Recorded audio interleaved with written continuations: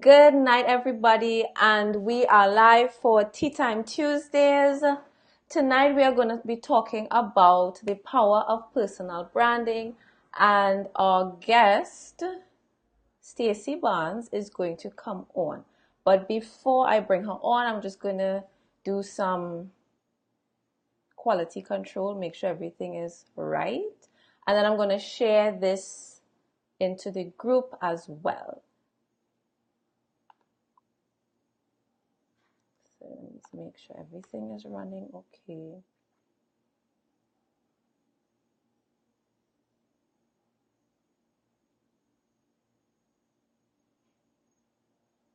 All right. Hey, April. Okay, so I think I'm seeing, finding a way where I can use the third party app to see comments. Um, Remember to like, give me some reactions, like, share. So I'm going to wait. Share right now. Say hi so I know you're there. Who is there? I see we have about 6 people and climbing. So I'm going to share this in the Facebook group for the page, which is CDB's Branding by Design. So if you're not there, go join.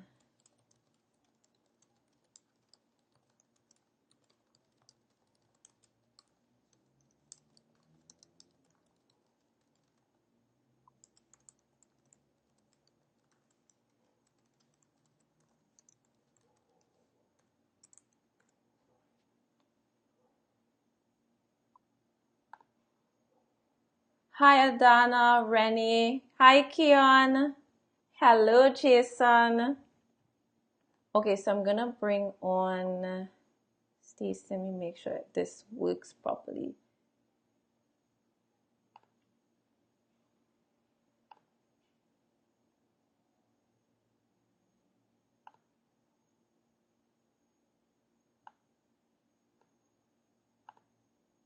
Hi, Stacy. We can unmute now. Hi. Hi. Okay, so I'm going to share this screen. Hey, so she should be live. Let me just check on the other end. It's a little delayed. Oh, sorry. Hold on. I have the Facebook Live. Okay, great. So we are live. I just need to make this um, full screen so people don't see my full screen. I'm watching like the Facebook Live, and there's a delay, so it's kind of weird. Yeah, there is a delay. Okay, I'm just gonna bring this out.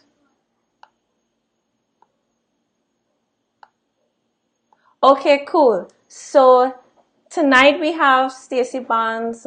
She is going to talk about personal branding, which is not really my focus. So I brought on the personal branding expert. So Stacy, go ahead and introduce yourself and just go right into it. All right, awesome. Hi guys, my name is Stacy Barnes, and I run a podcast called Brand and Blossom, and it's all about building brands and empowering entrepreneurs. And so, what I wanted to do for you guys today is to talk about what a personal brand is and why it's important for you in your business. So, hi April, hi everyone, Adana, Renee, Keon. Thank you all for hopping on. Um, Okay, so I had slides, but I'm not really sure how it works with it, but it's okay. It's totally fine. I can still do this. Okay. Without the slides. Then you can always, I have the link for you. I'll have the link for you at the end for any notes and anything, so you don't have to worry. I think it could have worked if you just like do a share screen. Yeah. Share screen on Zoom? Yeah, you can at the bottom. Are you seeing share screen? Yes. Let's see if that works. Yes. Cool.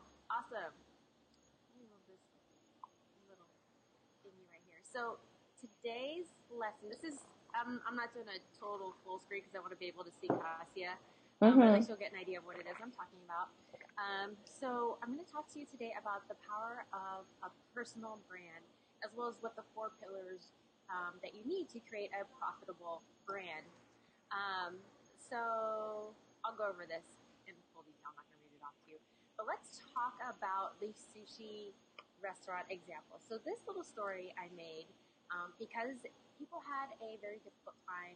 I can probably actually pause the share because it's just going to say sushi the entire time. But yeah, so the sushi restaurant example is what I created to help people understand exactly what branding is. People have a very difficult time grasping the concept of branding. They have all these different definitions. Some people will say it's a logo. Some people will say it's your reputation. And it's like, okay, let me break it down for everybody so they understand what it is. So what I did is I came up with this little example. And essentially what happens is that it's my birthday, and I want to celebrate it by going out for sushi with some friends, and we're going to go someplace nice, and I want some good sushi. Those are the only requirements. So we're going down the street, and we happen to see 3 sushi restaurants all in a little row, and we're like, okay, great, this place is sushi. Let's go check it out. So we go to sushi restaurant number 1, and we see that it's a little run down. The sign is missing some letters, and some of it's not completely lit up. But we look at it anyway. We see the menu. The menu is completely faded. It's been outside, and the sun has washed out most of the color, most of the text. You can barely read it. So we decided to look for the host, and the host is actually in the back bussing some tables. We can kind of see inside sushi restaurant number 1, and it's dimly lit because they're missing some lights, and it just looks like it's old. The paint is peeling. It's not very well kept. So we kind of decided to move on to sushi restaurant number 2. See what's going on there. Yeah. And this sushi restaurant, it's totally lit. The lights are super bright. You can see all of the letters. You can see the menu posted outside, but you can also see that in addition to serving sushi, they serve tacos, cheeseburgers, and pizza. And we're like, okay, that's different. So we take a look. We see the host. The host is well-mannered, wearing a polo shirt and some khakis.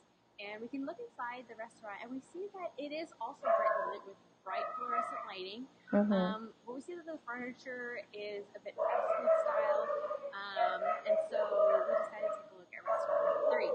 Restaurant number 3 is absolutely beautiful. The exterior is gorgeous, and they obviously hired a designer to create it. It's got bamboo trees on the outside. Is that fine? No. Okay, I'm just making sure. Oh gosh, it's so terrible. It's not even my dog. Oh, it's okay. I was just making sure that I didn't have like feedback or something. But it's totally fine. So we see sushi restaurant number 3, and it's absolutely I'll just mute. It's got some bamboo trees on the outside. It uses some silver screen doors, and it's got this very beautiful minimalist looking design. And we see the menu is posted outside. It also has a sign, and it's also well lit. But we can also see the menu, and the menu serves only sushi this time. It's beautiful. The menu items are etched in glass on the outside. We find the host, and she's very nicely dressed. She has a nice modern dress shirt and a pencil skirt.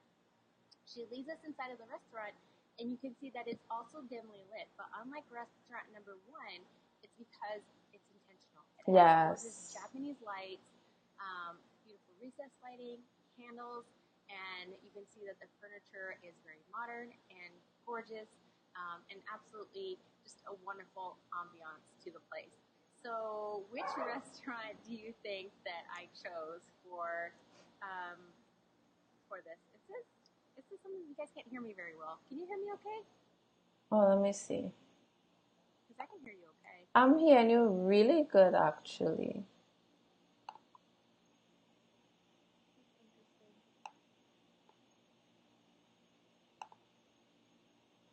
And it's still showing sushi.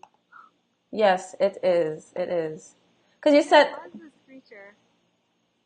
I think you have to click stop share. Okay, there we go. There I am. Just a minute. Oops. Where is Zoom? All of my work is showing.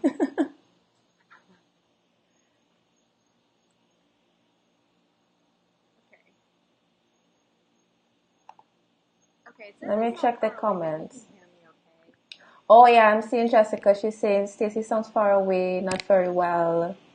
Tisha says not hearing Stacy. I wonder why. Wait. Have you screen shared from Zoom before? Yeah, I did it and it was fine. This is the second time I'm doing it. Huh. Because if you're screen sharing from Facebook, do you have to share the audio too? The audio from your computer? Well, I'm actually using a third-party app that Okay, so is you're that is okay. eCam. So that's how I did it the last time. Okay. Are you using Let eCam me now? see if it's gotten better because I raised my volume. Okay. Okay, she just came in loud. Okay, I think it was me who has the audio low. Maybe that's affecting how it's streaming through the apps. Okay. Yeah, she's good now. Okay, great. Okay, perfect. Yay! All right. Okay. Um, did you guys get the sushi example? Were you guys able to hear that? Because it's like the whole setup to Yeah. everything. Yeah, at least if they got the basic gist of the story, that's okay. But if not, might have to Okay. recap. Let me just give you the basic gist. I'm not gonna Give the example. yeah, I'm not gonna go through the whole thing. But basically, there's 3 sushi restaurants, and I'm deciding which restaurant I want to go to. The first restaurant is kind of dimly lit, and it just looks run down. It looks neglected. Sushi restaurant number 2 is brightly lit, but they also serve tacos, pizzas, and hamburgers in addition to sushi. And then sushi restaurant number 3 is this gorgeous, beautiful sushi restaurant that looks absolutely stunning. And then the restaurant that I choose, obviously, is sushi restaurant number 3. Okay. You heard the sushi through. Okay, good. April heard it. Okay, cool. So that's just a recap in case you missed it. But the idea is that the reason I chose sushi restaurant number 3 is because it's the obvious choice. It's not, oh my goodness. There I am. I found myself. But yeah, so sushi restaurant number 3 is the obvious choice, and that's exactly what you want to do for your brand. And I know Kasia talks a lot about websites, and the same thing for your website. If I have to choose between 3 coaches, one has a kind of a neglected website, probably done on Wix.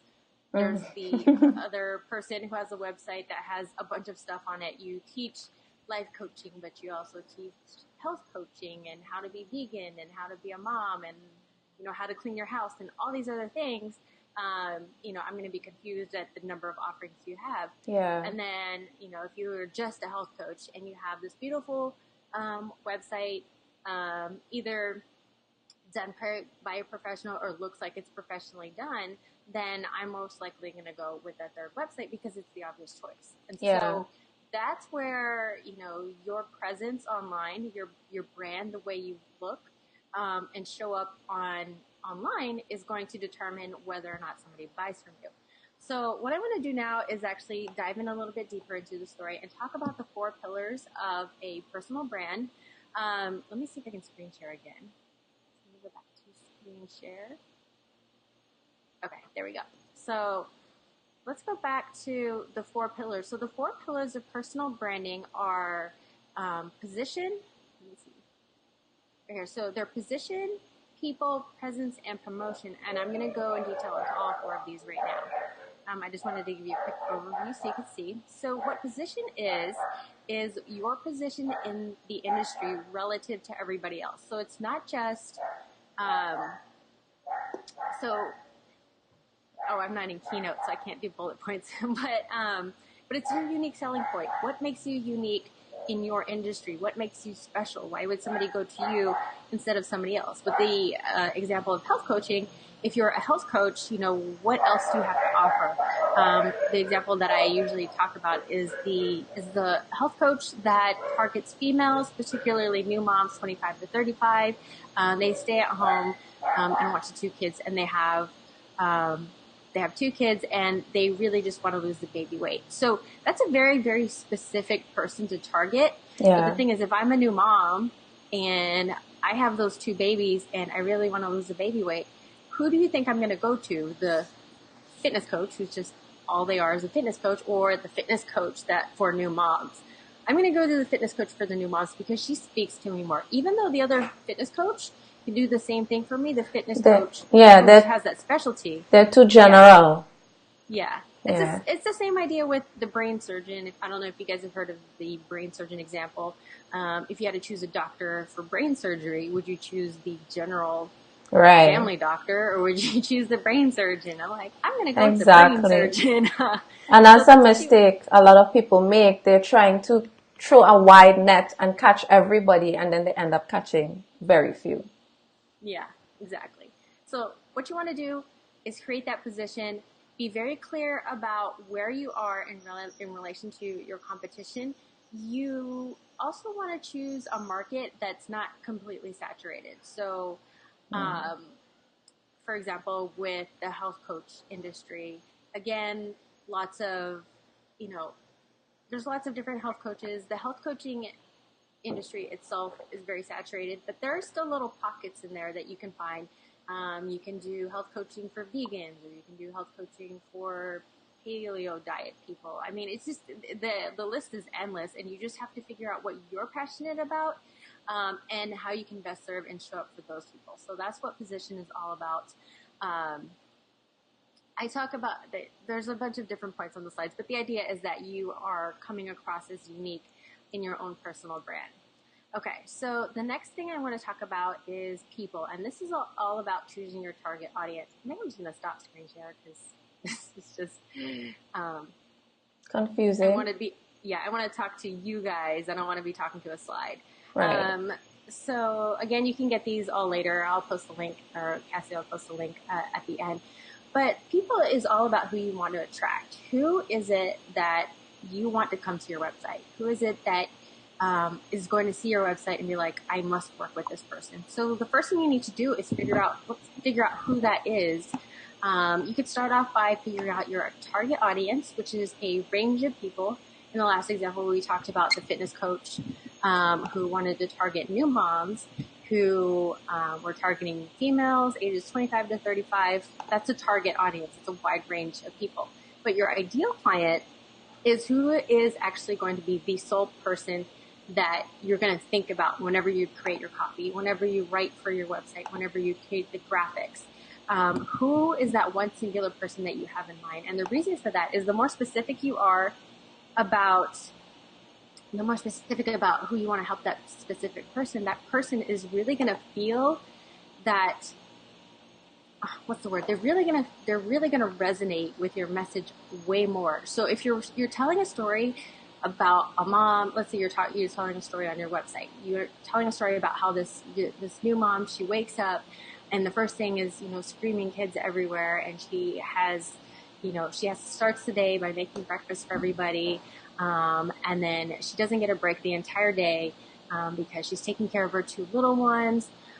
She's doing laundry. She's taking care of the baby. She's doing the shopping, and she's doing all of this stuff with her two little ones. And she just feels tired all the time, and she wants to work out, but she doesn't know how to find the time for it. And and let's say, and then we give her a name. Let's say her name is Jane, and she's 30 years old, and she's married.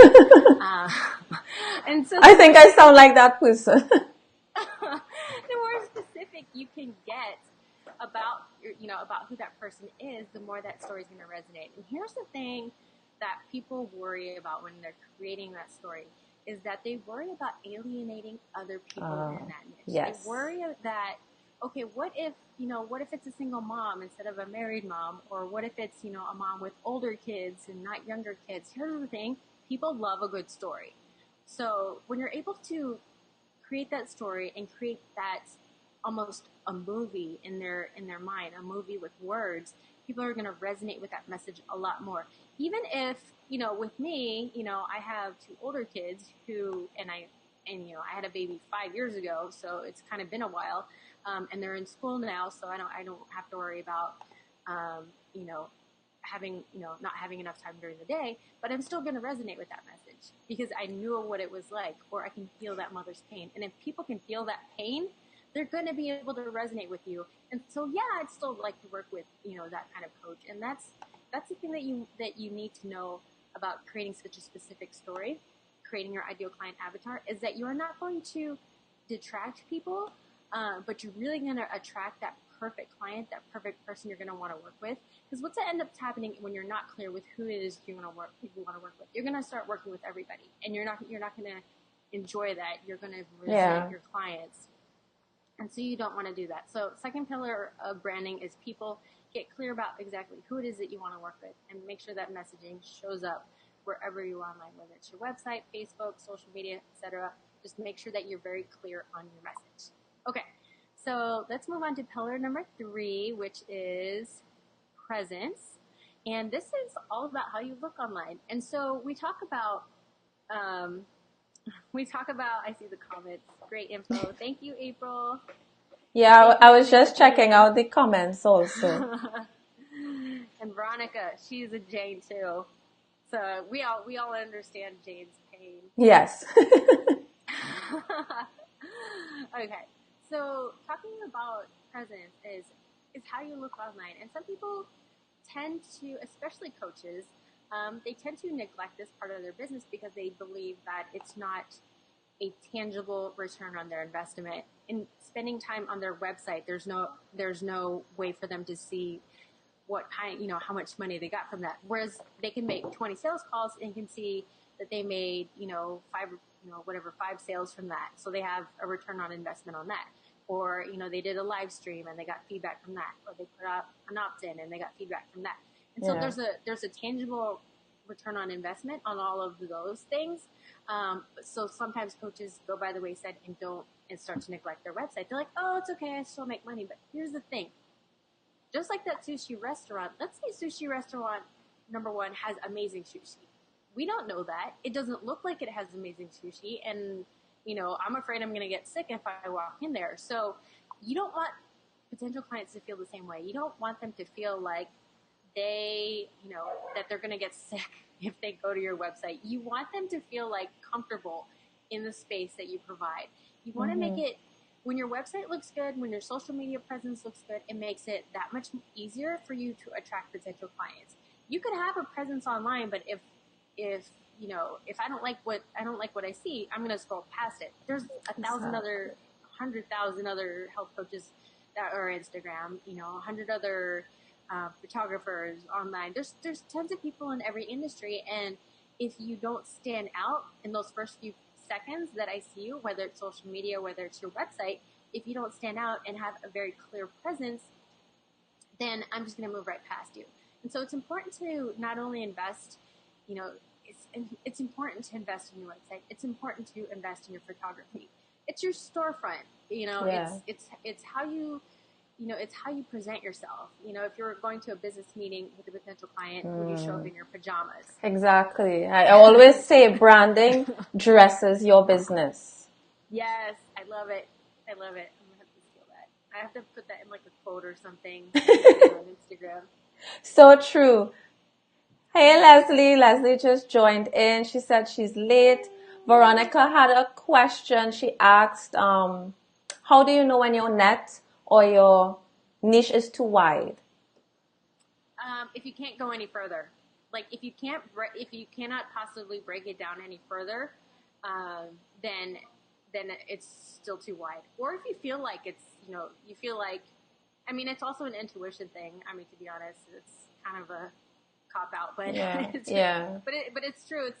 It's for me. It's about getting very specific. Yeah. So what I would do is try to break it down as narrow as you possibly can, and then if it starts to feel too narrow, then open it back up. So for example, same example with the fitness coach for the new moms. She's attracting new moms ages 25 to 35, and let's say she decides to focus on San Diego. So that's where I live. So she's focusing on a particular city. Let's say she has a gym. Maybe she could further that down even more. Let's say she's focusing on moms who only want to do yoga and Pilates. Okay, then you further that even more. And then if you decide that it just gets too narrow, that there's not enough people in that industry, then you want to open it back up. There is some scientific research on how small too small is and how wide too wide is.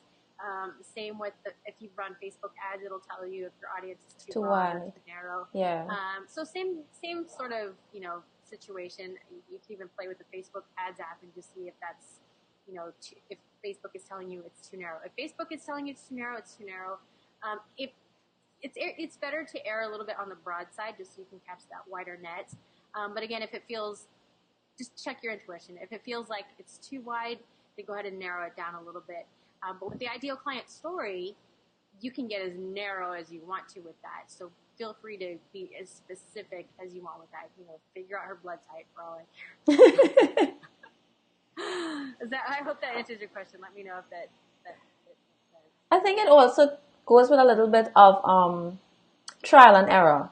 So like you said, if it feels too narrow, you can open it back up, and then you just keep tweaking in and out, in and out. Yeah. Until you find the right thing. Yeah, I've actually been going through this myself, like with opening it back up and closing it up. I started kind of broad. I did online marketers in general, and then I narrowed down specifically for me who I wanted to work with. I wanted to work with all online marketers, anybody who has an online business. And then I'm like, okay, let me narrow it down a little bit more. Let me do just coaches. And then so I started doing just coaches, and I'm like, for me that felt too narrow. So I opened it back up just a little bit. So still online marketers, but coaches, consultants, and service providers, and that seems a lot more comfortable for me. So same thing with you. You might have to try it a couple different times to see what works. But yeah, I think I found my happy balance between the two. Awesome. All right, awesome. I'm still tweaking mine. Yeah. Something that's going to be set in stone. Yeah, it's not set in stone. So you're going to be doing it a lot. But it looks like Veronica says it makes sense. So awesome. All right, so that's the third pillar. All right, let me go ahead and we're going to go finally into the last pillar, which is promotion. And promotion, it has nothing to do with discounts or sales. I think this is an issue that I come across a lot with people who have product-based businesses who sell, lipsticks or handmade bags and that sort of thing. They think of promotion as putting up a sale. Yeah, selling. 50% off, a coupon, this. And so that is one aspect of promotion. That is not the complete picture of what promotion is. So promotion really simply is how you show up online. So whether that's, doing a Facebook Live every day, whether that's putting out a podcast every week, doing a blog every week, doing video, it's how you show up online and how consistently you show up. So, with me, I have my podcast. It's once a week, comes out every Tuesday. That's how I show up online. Mm-hmm. It's consistent. And so same with all the other marketers, the ones that are most successful have a almost predictable, actually it is predictable pattern. They even tell you, with John Lee Dumas. Are you familiar with Entrepreneur on Fire, Cassia? No, not that one, no. No. But John Lee Dumas, he has this podcast and he shows up, he has a podcast that comes out every single day. Wow. So I know, it's ridiculous. 365 days a year. But he batches his content. Here's the other thing too, is, he does it every day, but he doesn't work every single day. He actually takes the first week of the month to create and do all of the interviews, and then the other 3 weeks of the month he works on other parts. I think I heard of something like that. Maybe it's him I heard of before, but it's somebody who spends like the first month in the year and they do a whole bunch of podcasting, and then that's it for the year. Yeah. I think that's him. Yeah, but I haven't actually tuned in to really watch it. I think I subscribed, but never got around to watching. It's good. And the thing about consistency is he has the same questions for each guest. He has the same format for every guest. And so when you have that format, that template, it really helps you to be consistent. And it's weird because people like consistency. They like predictability. Yes. They want different content. They want new, fresh content, but they want it to be inside a framework that they can understand. And so with Entrepreneur on Fire, I know exactly what I'm going to get every week. It's going to be these specific questions for every day. It's these specific questions with the new entrepreneur. And so, it just, that consistency it makes it easier for you to show up online. You can create your schedule because you know exactly when you're going to show up. Um, and then you take that content and then you repost it on social media, or you take one aspect of it. You can take a quote. You can take one podcast and take like 10 quotes from it and make like 10 images. So there's all kinds of different ways to repurpose the content that you have for social media. But the idea is that when you're promoting yourself, when you're showing yourself up online, you're doing it consistently. And I don't know why I'm getting a phone call. Sorry. I was trying to check the Facebook for comments, but that's okay. So the other thing too with social media, if you're just starting out, and especially if you're just starting out, show up on one social media platform. Don't worry about the rest. You can have accounts on the other ones and link to your website, but to show up consistently, if you show up consistently on one platform, you are going to get a lot more engagement than if you do it if you try to show up on all different platforms. It's true. For Instagram is actually my best platform. So I have more likes on Facebook, but on Instagram, those are my most engaged. That's my most engaged audience. And so I'd rather show up for the people who are on Instagram because they're commenting, they're liking, they're sending me messages on Instagram. And so that's where, that's where I show up. So show up where your audience is and show up consistently. I have to do a better job of showing up every day on Instagram. I'm working on it. I guess it's basically just like you said, like choose one day, at least commit to one day a week to show up. Like if it's the Facebook lives and whatnot, but everything else, like stories, well, you kind of have to do that every day. Yeah, I love stories. I can do stories all day long. Yeah, it's fun. Yeah. So the basic idea of promotion is to make sure that you're continuing to give value. You're showing up. The more that you give, the more people are going to know, like, and trust you. Yeah. The more likely they're going to buy from you. So the idea, so to wrap up the 4 pillars, I'm just checking the comments. So many comments. Oh, yeah. His name, EOFire, is John Lee Dumas. Yeah, I posted the link. Okay, awesome. Thank you. You're welcome. Awesome. This is awesome. So many awesome people on here. Okay, so yeah, let me go ahead and wrap up the 4 pillars, and then I'll try to answer any questions that you may have. Okay, so to wrap up the 4 pillars, I'm actually going to go and share my screen so you guys can see it. I feel like I cheated you on the slides, but I don't know. I don't like looking at slides during presentations. That's fine because you want it to be engaged and you want to, like you said, you want to talk to the people. Like slides are nice. You kind of have to balance it. To me, I don't feel like it's necessary, so I don't really do them unless it's for like a webinar or a class that someone paid for. Yeah. Well, yeah. But I feel like the lives, people want to have that human connection. Mm-hmm. So it's fine. Yeah. Okay. Cool. So let me just wrap up the 4 pillars. They're right here. Oh, by the way, the definition of branding, which I did not talk about, my own personal definition, everybody has their own definition. It's how you show up, or what people think of you. And that's basically all it is. What is your reputation? What do people think of you? And what's the word? So that's your brand. That's your brand. Your brand is what people think of you. And branding is how you influence that message. It's how you decide what message you want to put out there. You decide what your colors are going to be. You decide, how often you're going to promote yourself. So branding is influencing what people think about you. So that's my personal definition. And then the 4 pillars include 1, position. This is how you stand out in the industry in comparison to the rest of your competition. The second is people. Who's your target audience? Who is it that you're trying to attract? And who's that one specific ideal client that you're going to use whenever you create your copy, your website, etc. And then we talked about presence, which is how you show up online. What does your website look like? Is it presentable? Do you have good photographs? And then finally, promotion. It's how often you show up, how consistent you are, how are you getting your message out there, how are you getting your business and brand out there. So those are the 4 pillars. So yeah, let me go ahead and stop this share. I hope you guys enjoyed this. Thank you so much, Cassia, for having me on. You're welcome. Amazing. Maybe you might give Facebook a second try. I know. Yeah, the lives are pretty cool. Once you let people know what time and Yeah. when, yeah. But I'm so thankful for having you tonight. Thanks for coming. Thankful for everyone showing up and being so super engaged. And I love when everyone is so engaged. And I'm glad that this provided so much value for the viewers. Do you want to take any questions? Yeah, if there's any questions, I'll take questions. Thank you, Veronica. This is such great info. Nicole, love this info.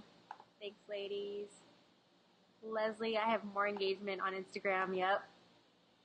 Ayodel? I don't know how to say that. Yep. Also engaged on Instagram. So yeah, awesome. That's a good feedback. Yes. I'll give Facebook a couple seconds to. It's like what, a 30-second delay. Yeah. If not, it's all good. Do you want me to give you the link for all the notes and stuff, or how do you want to do that? Send it to me and I'll send it out to the list. Okay, cool, awesome. All right, so I'll drop the link to join the mailing list and I will send it out in a day or two to give people a chance to jump on the mailing list in case they're not on yet. Okay, perfect. I'll go ahead and send that to you after. We are done. Yeah, so thanks for coming. I really enjoyed it and it seems everyone enjoyed it too. Veronica said, yay, Cassia, yay. Such great info, Stacy. Veronica said. Nicole said, I love the info. Thanks, ladies. Veronica also said, I missed the beginning. Are you using Zoom to share screen and have two people? Yes, I'm using Zoom because I'm on Android and, Android gets everything last. Like we get to share the screen, but we don't get the horizontal, so we don't get to split the screen. So it stays this way, and then there's like a little box, and that's not super professional. Yeah. But this is cool. I like this format. I like the Zoom idea to show up on Facebook. Yeah, this is cool. All right, so I don't think there are any questions. Veronica typed the Q. I wonder if that means. Oh, yeah, that probably means question. Okay, we'll wait for you, Veronica. If it's late for you and you want to go to bed, I won't hold you against you. Go to sleep, my friend. I'm in California, so it's only 6:30 over here. It's not bad. Okay. What do you think about branding as your own name versus your business name? Okay, this is a good question. I like this. Yeah, and I think that's in keeping with the theme, which is personal branding. So I want to see what take you it think away. first, Cassia. I think it's a personal. It's more of a personal decision. It's a combination of a personal decision as well as who you are, who's your target market. So if your target market really buys into the personality, then you can go with your name or like a slight alias. So, like Nicki Minaj, that's not her real name. That's her stage name. So sometimes your real name may not be very catchy. So you can come up with another name for yourself, or you can have a business name like me. At the point in time when I created CDB Design Studio, I wasn't so much at the forefront of my brand, but it's going to stay CDB Design Studio because that's what people know, and I don't want to do too much of a severe branding. So sometimes you just kind of end up in a certain place. But definitely, if you are more of a personal brand or you are the face of your brand, kind of have your name or like an alias, like the Nicki Minaj. But if you are trying to establish yourself more as a small business, as in like a team of people, and you are not the face of the brand, then sure, come up with a name. So if you're a coach, definitely stick with your personal name. Yeah, I agree. Yeah, if you're a coach and you're selling your own personal talents, your own personal services, then you want to use your name so people can recognize it. Just think of the people who use their personal name. So Amy Porterfield, Yeah. Marie Forleo, they all Yes. use their name. They're also the face of the brand. And Yeah. so some examples of people who are actually, when you see people connect with people a lot better than they do like businesses. So for Yeah. example, when you think of Target and Starbucks and Apple, It depends well, on the type of business and the yeah, type of service. If it's very personal, like I said, yeah. yeah, you want to use your name. If you plan on growing your business, let's say you're a social media marketing agency Mm-hmm. and you don't always want to be the face of the brand, then you would use a different name. Right. If you don't want to be the one, you don't want to be you don't want to be the head of the company, Yeah. you don't want to be the face of the company. Then use a different name. But just you can also have you know with personal brands too, you can have a team of people helping you. You don't have to be the one answering all of this customer Right. service questions things. So if that's like an issue for you, if you feel like it's my brand, it's my name on there, you don't necessarily have to answer every single question that comes in. You can have a team member do it as long as you're transparent with the process. Then Yeah. you could still use your own name. Yeah, because it's a misconception. It's a misconception because you are a personal brand that you don't have a team. So some people may be worried about that getting started. So they may feel more comfortable having a business name to earn that respect. So it really depends on your industry and who you plan to target. Yeah, I do have two brands. I have Stacy Barnes, which is my kind of umbrella brand, and Yeah. then I do have Brandon Blossom. And the reason I created Brandon Blossom instead of like the Stacy Barnes show is because I wanted to create a community, and so I wanted the community to have a name for itself. And so if Mm-hmm. you're going to create a community, you could still use your own personal brand. Mm-hmm. I just named my community something separate so that you Yeah, know that's an extension of your brand. yeah, it's an Yeah. extension of my own personal brand. Let us know if that made sense, Veronica. Um, yeah, looks like it's. She said, how can you prepare clients to transition from a business name to a brand name? She also said, should you build up first under your biz name and then transition once your following has been built up a bit? I think that's actually a personal preference. As far as the transition from your business name, or sorry, um, like the name transition with your clients, just let them know. Like what people ultimately want is just transparency. They want to know what's going on. They'll even be excited. So even whether you're going from a personal brand to a business name or vice versa, just let them in on the process. Let them know what's going on. Get them excited about it. You can even throw like a name changing party. Yeah, like a rebrand or relaunch.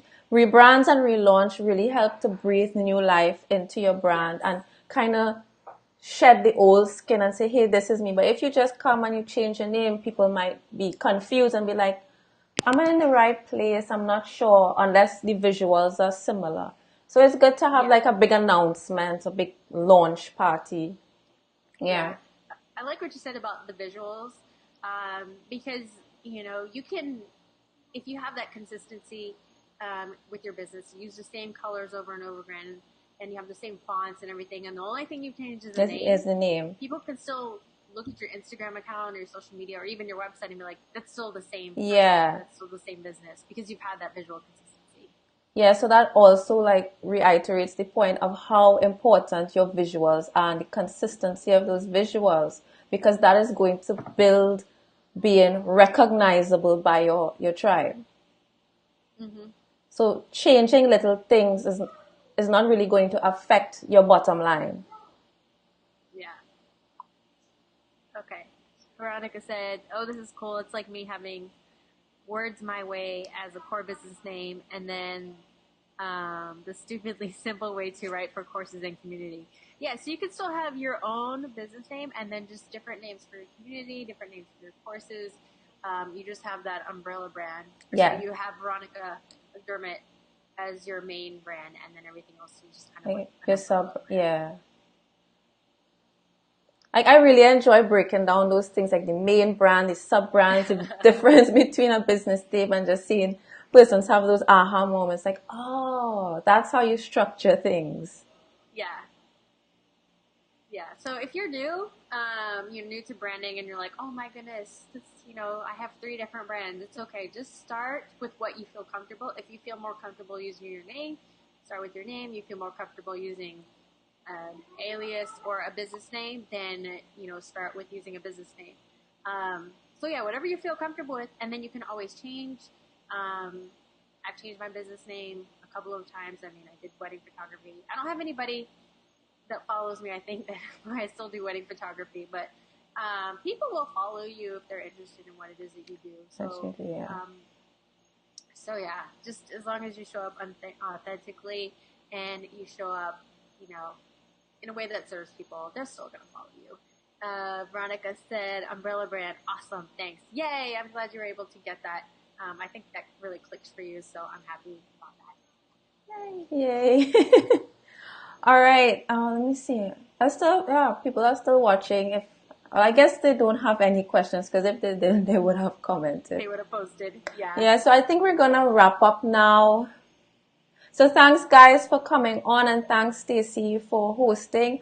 I'm gonna post the link to the mailing list, and you all will get the slides that Stacy sent. I think I'll send those out by Friday.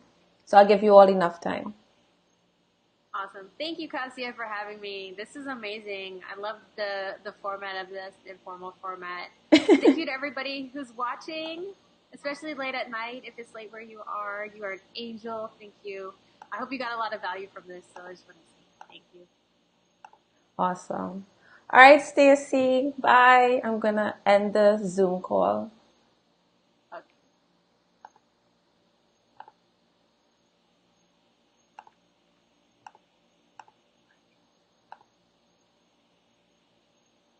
All right, guys. Have a good night, and remember to join the list. I'm going to post the link to join the list. Bye.